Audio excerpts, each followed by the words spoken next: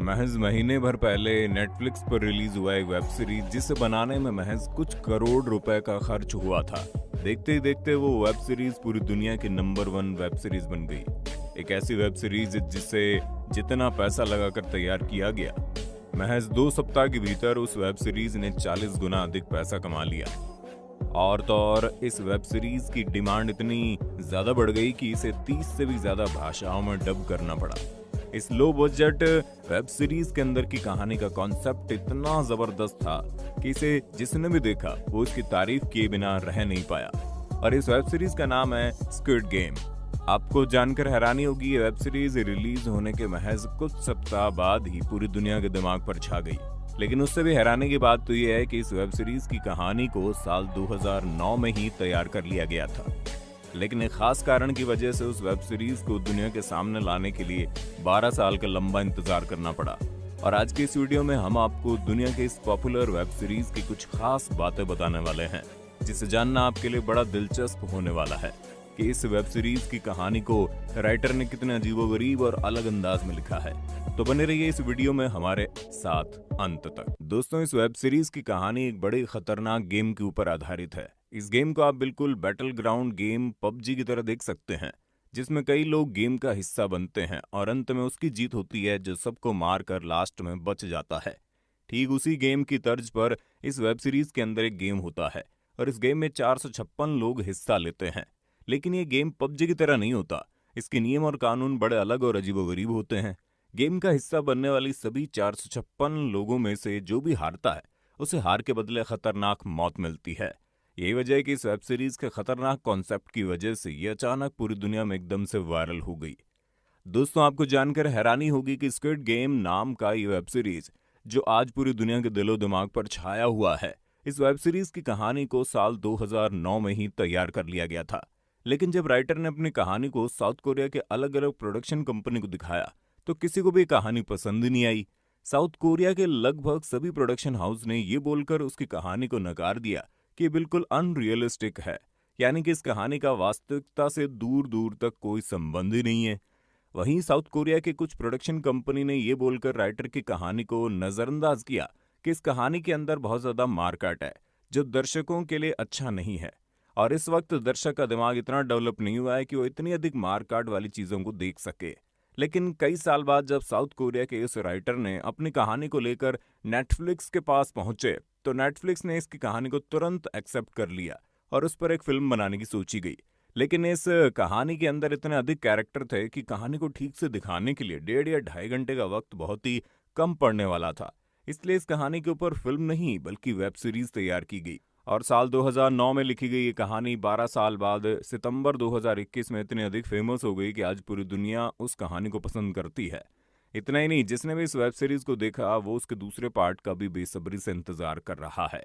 दोस्तों, अगर आप में से इस वेब सीरीज को किसी ने देखा है तो उन्हें मालूम होगा कि इस वेब सीरीज के अंदर होने वाले खतरनाक गेम के लिए जितने भी पार्टिसिपेंट को बुलाया जाता है उन्हें खास तरह का विजिटिंग कार्ड दिया जाता है, जिसके ऊपर एक मोबाइल नंबर लिखा होता है और उस पर कॉल करना होता है।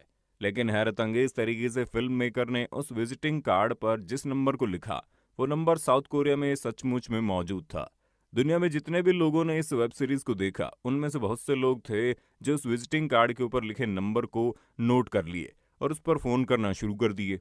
आपको जानकर हैरानी होगी, वो नंबर साउथ कोरिया में जिस शख्स का था उसे हर रोज 4000 से ज्यादा फोन कॉल्स आने लगे, जिसके बाद उस मोबाइल नंबर की पॉपुलैरिटी इतनी ज्यादा बढ़ गई कि साउथ कोरिया के नेशनल रिवॉल्यूशन पार्टी के मेंबर और साउथ कोरिया के नेक्स्ट प्रेसिडेंट के कैंडिडेट ने उस मोबाइल नंबर को $85,000 में खरीदने की मांग कर ली। इस वेब सीरीज से जुड़ी एक और खास बात यह है कि आज के वक्त में कोई भी फिल्म रिलीज हो जाए या फिर कोई भी वेब सीरीज रिलीज हो जाए, उसे दर्शकों के सामने लाने के लिए तरह तरह के एडवर्टीजमेंट करने पड़ते हैं। लेकिन स्क्विड गेम आज दुनिया का सबसे फेमस वेब सीरीज बन चुका है। लेकिन आपको जानकर हैरानी होगी, फिल्म मेकर को इस वेब सीरीज का एडवर्टाइजमेंट ही नहीं करना पड़ा। जिन लोगों ने भी इस वेब सीरीज को देखा उन्हें वेब सीरीज इतनी ज्यादा पसंद आई कि सोशल मीडिया पर और बाकी की जगह पर उन लोगों ने इस वेब सीरीज का भरपूर एडवर्टाइजमेंट कर दिया। आप ये कह सकते हैं कि सोशल मीडिया पर मौजूद लोगों ने इस वेब सीरीज के बारे में बातचीत करके इसका जबरदस्त एडवर्टाइजमेंट कर दिया। यकीनन आप में से बहुत से लोग ऐसे होंगे जिन्होंने इस वेब सीरीज को अब तक नहीं देखा है लेकिन इस वीडियो की वजह से शायद आप भी इस वेब सीरीज के पीछे भागे भागे चले जाएंगे। लेकिन उससे पहले इस वेब सीरीज की कुछ और खास बातें जान लीजिए। दोस्तों, आप में से बहुत से लोग ऐसे होंगे जिन्होंने इस वेब सीरीज को देखा है, तो आपने ध्यान दिया होगा कि इनमें से बहुत से कैरेक्टर ऐसे थे जिनकी मौत कैसी होनी है ये पहले से ही तय हो चुकी थी। जैसे कि जांग डेक सू को एक ब्रिज के ऊपर भागते हुए दिखाया जाता है और बाद में ठीक उसी तरह से ब्रिज के ऊपर से ही गिरते हुए उसकी मौत हो जाती है।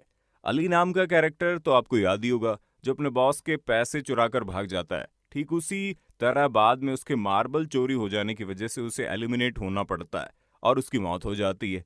ठीक इसी तरह से कांग सी ब्योक नाम की कैरेक्टर एक शख्स के गले पर चाकू रखी हुई दिखाई देती है और बाद में उसकी मौत भी चाकू मारने की वजह से हो जाती है और उसे गेम से एलिमिनेट कर दिया जाता है। और असांग गी हू, जो इस खतरनाक गेम से परेशान होकर बाथ टब में खुद को डुबोकर सुसाइड करने की कोशिश करता है और बाद में ठीक इसी तरह से वो अपनी गर्दन को काट कर अपनी जान दे देता है और गेम से एलिमिनेट हो जाता है। इससे आप अंदाजा लगा सकते हैं कि राइटर ने कितनी बारीकी से एक एक चीज को डिटेल में तैयार किया था। और वेब सीरीज देखने वाले लोगों को शायद इस बात का अंदाजा ही नहीं होगा कि किसकी मौत कैसे होनी है, उसका हिंट पहले ही दिखाया जा चुका था। और अब बात आती है इस वेब सीरीज के सबसे मेन कैरेक्टर की, जिसको हम प्लेयर 001 के नाम से भी जानते हैं। वेब सीरीज में इस शख्स का नाम है इल नेम। अगर आप इस वेब सीरीज को ध्यान से देखते तो आपको तुरंत पता चल जाता है कि इस पूरे खतरनाक गेम के पीछे जो मास्टरमाइंड था वो कोई और नहीं बल्कि खुद इस गेम का पार्टिसिपेंट प्लेयर 001 था। क्योंकि वेब सीरीज के स्टार्ट होते ही बार बार कुछ ऐसा हिंट को दिखाया जा रहा था जिससे दर्शक इस चीज को समझ सके, लेकिन कोई भी दर्शक इस चीज पर ध्यान नहीं दे पा रहा था। जैसे कि एपिसोड 5 में जब डिटेक्टिव साल 2020 के प्लेयर की फाइल खोलता है तो वो देखता है वो फाइल प्लेयर नंबर 2 से शुरू होती है और प्लेयर नंबर 1 उस लिस्ट से गायब रहता है। पर सच तो यह है कि प्लेयर नंबर 1 कोई और नहीं बल्कि वो बूढ़ा आदमी इल नेम ही था, जो बार बार इस खतरनाक गेम को तैयार कर रहा था। और ऐसे ही कुछ और हिंट दिखाए गए थे जिसे देखने के बाद कोई भी इस बात को समझ सकता था।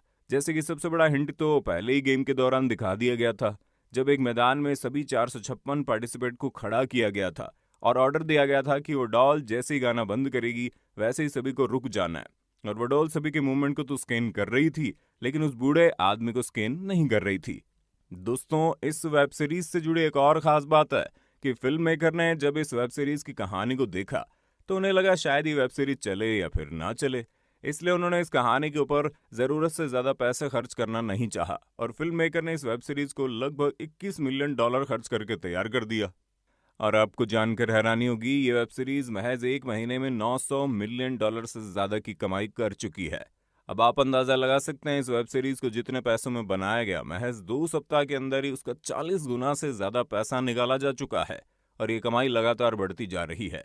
आपको बता दें, इस वेब सीरीज में जितने भी कैरेक्टर दिखाए गए हैं, उन एक्टर के द्वारा जो भी खतरनाक स्टंट किए गए हैं, वे सभी स्टंट बिल्कुल रियल है।